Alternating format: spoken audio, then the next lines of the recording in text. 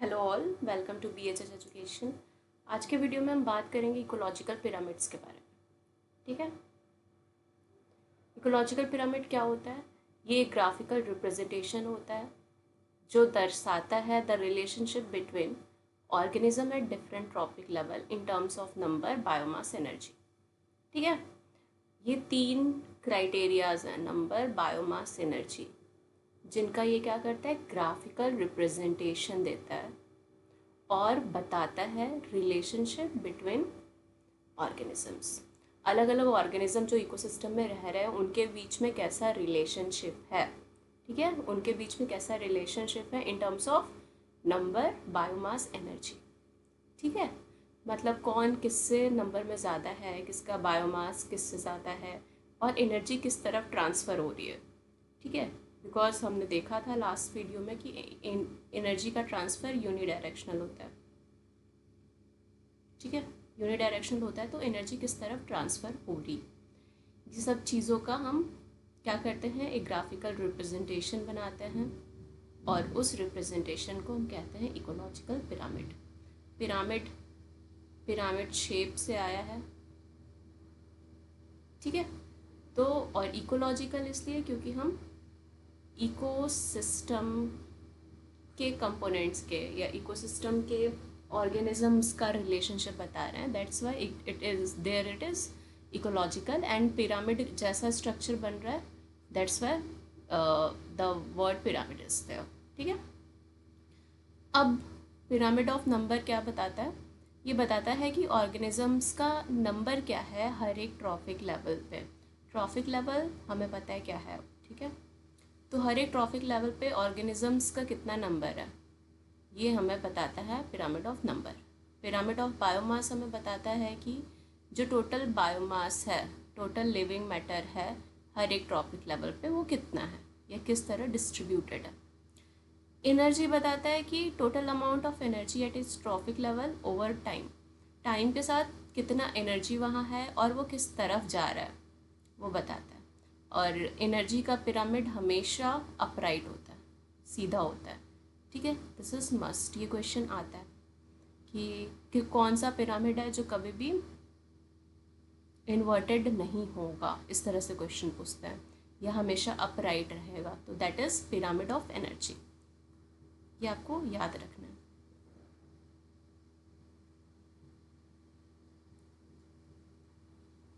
ये सारे एनसीईआरटी के डायग्राम्स हैं। यहाँ पे आपका ट्रॉपिक लेवल है, अलग अलग ट्रॉपिक लेवल है, और यहाँ पे उनके नंबर, इंडिविजुअल्स के नंबर हैं। फॉर एग्जांपल प्रोड्यूसर है, प्रोड्यूसर में भी प्लांट्स। ठीक है, this is grazing food chain, GFC। Producer है, प्रोड्यूसर का नंबर इतना है।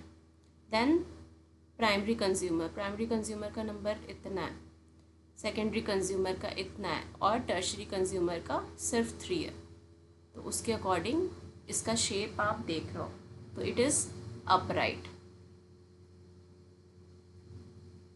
अपराइट है, सीधा पिरामिड है। ठीक है, कुछ ऐसा।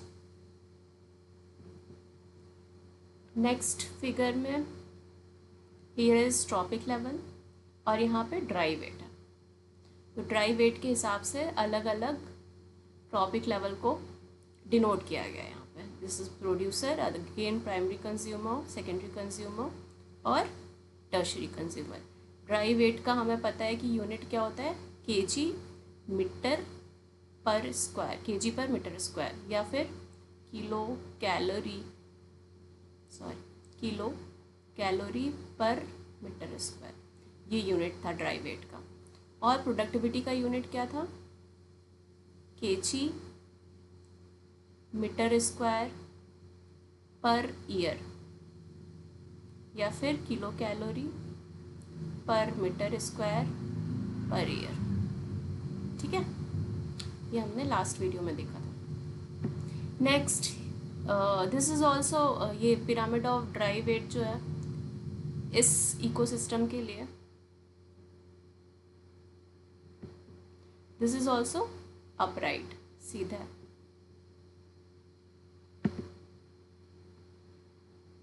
But this is showing sharp decrease at the higher trophic level. ठीक है, आप ये देखोगे तो देर इज़ एक थोड़ा बैलेंस्ड सा पिरामिड है, लेकिन ये वाला यहाँ पे शार्प डिक्रीज हो रहा है। मतलब यहाँ तो बायोमास बहुत ज़्यादा है, बट यहाँ पे शार्पली ऐसा कुछ सा है। ठीक है, तो ये कंपैरिजन करने भी पूछ सकता है, बट जनरली आपको सिंपली क्वेश्चन आएगा कि किसका सीधा होता है, किसका कभी इन्वर्टेड नहीं होता है, that will be pyramid of energy. In this case pyramid inverted किस सिचुएशन में होगा? इन्वर्टेड किस सिचुएशन में होगा? दो ही सिचुएशन है, या तो हम पिरामिड ऑफ नंबर की बात करेंगे, या तो हम पिरामिड ऑफ बायोमास की बात करेंगे। ठीक है, क्योंकि हमें यहाँ से ये पॉइंट तो बहुत क्लियर हो गया कि एनर्जी का जो पिरामिड होगा वो हमेशा स्ट्रेट होगा, अपराइट होगा, सीधा होगा। तो इन्वर्टेड के दो केसेस हैं। इन्वर्टेड के केस में ऐसा हो सकता है कि जो आपका प्रोड्यूसर है, अगर हम नंबर की बात करें, नंबर, ठीक है, नंबर की बात करें तो प्रोड्यूसर का नंबर कम होगा और जो प्राइमरी कंज्यूमर है उसका नंबर बहुत ज़्यादा होगा, तो हमारा पिरामिड ऐसे इन्वर्टेड बन जाएगा। ठीक है, दिस इज एग्जाम्पल कि मान लीजिए कोई पेड़ है आपके पास, एक कोई पेड़ है और उस पेड़ पे बहुत सारे इंसेक्ट हैं।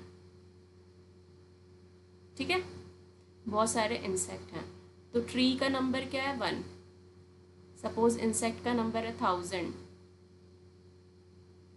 ठीक है, और यहाँ पे बर्ड्स का कुछ नंबर है, फॉर एग्ज़ाम्पल बर्ड्स भी हैं, इंसेक्ट फीडर बर्ड हैं कुछ, तो उनका नंबर हो गया सपोज 500। तो आपका पिरामिड कैसा बनेगा? पहले तो छोटा आएगा, फिर उसके बाद अचानक से नंबर बहुत बढ़ गया है प्राइमरी कंज्यूमर का। ठीक है, फिर उसके बाद नंबर सेकेंडरी कंज्यूमर का भी अकॉर्डिंगली कम है, मतलब इसके अकॉर्डिंग कम है, तो कुछ ऐसा सा पिरामिड बनेगा।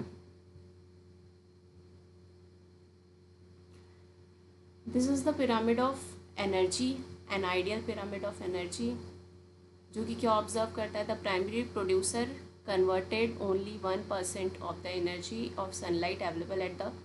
ठीक है, सपोज सनलाइट से इतनी एनर्जी आई थी, तो 10% 1% एनर्जी सनलाइट की प्रोड्यूसर ने क्या किया? फिक्स किया in the form of net primary productivity, NP। ठीक है, अब जो ये 1% एनर्जी है, इसका 10% ऊपर जाएगा। सपोज इनका 1% इतना हुआ 10,000 जूल, तो इसका 10% ऊपर जाएगा प्राइमरी कंज्यूमर पर, दैट इज़ 1000 जूल। अब 10% of this 1000 joule energy will go to secondary consumer, that is 100 joule.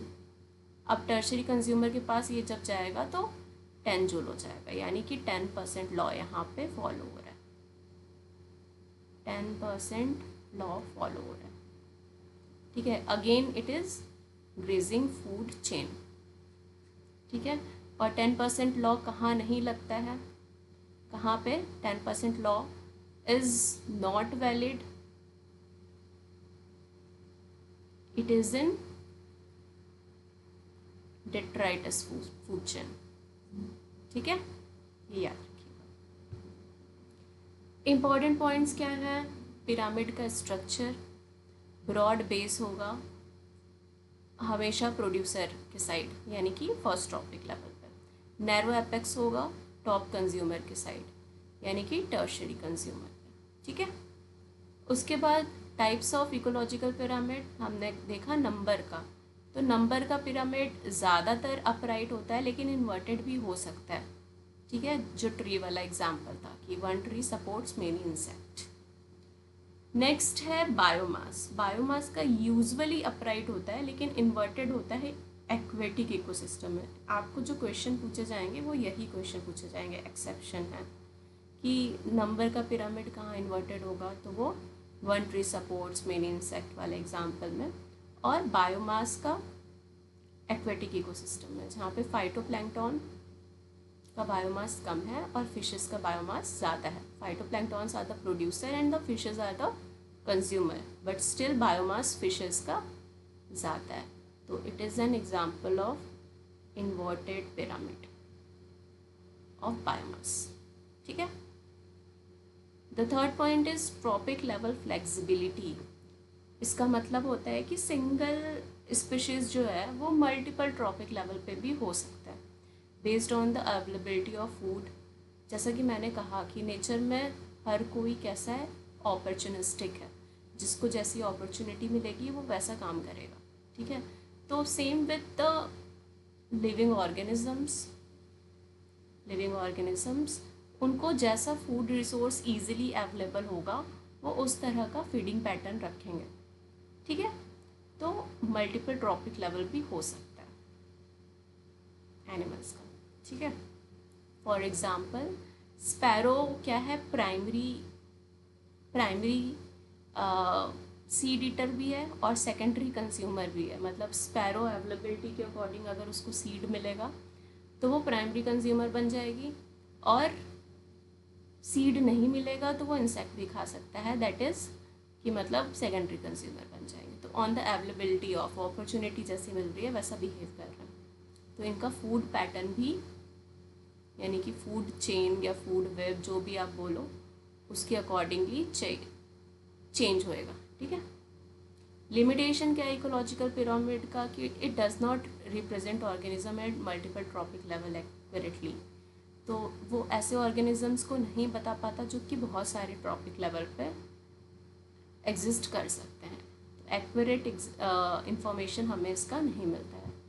और क्या होता है कि अज्यूम करता है सिंपल फूड चेन, हमेशा थ्योरेटिकल फॉर्म में, फूड चेन के फॉर्म में हमें रिप्रेजेंटेशन मिलता है. ठीक है. कॉम्प्लेक्स फूड वेब को हम रिप्रेजेंट नहीं कर सकते हैं इकोलॉजिकल पिरामिड के कॉन्सेप्ट में. And the last point is कि सैप्रोफाइट्स जो हैं, डिकम्पोजर्स हैं, इनको कोई पोजीशन नहीं दी गई है, इनका कोई क्रूशियल रोल, इम्पोर्टेंस नहीं बताया गया है according to ecological pyramids. Energy flow की रियलिटी जो है वो 10% लॉ अप्लाइज करता है. Energy decreases at higher trophic level. Each bar in the energy pyramid shows energy per unit area over time. ये आपको याद रखना है कि एनर्जी का जो पिरामिड है वो हमेशा ये रिप्रेजेंट करता है कि एरिया और टाइम के रिस्पेक्ट में रिप्रेजेंटेशन है कि energy per unit area time पे कितना होगा. ठीक है. मतलब सेम प्रोडक्टिविटी जैसे हम प्रोडक्टिविटी पढ़ रहे थे कि पर यूनिट एरिया और पर ईयर में कितना होगा, तो सेम विद दिस एनर्जी. तो ये आपका था इकोलॉजिकल पिरामिड का कॉन्सेप्ट. आई होप कि आपको समझ आया होगा. Thanks for watching this video.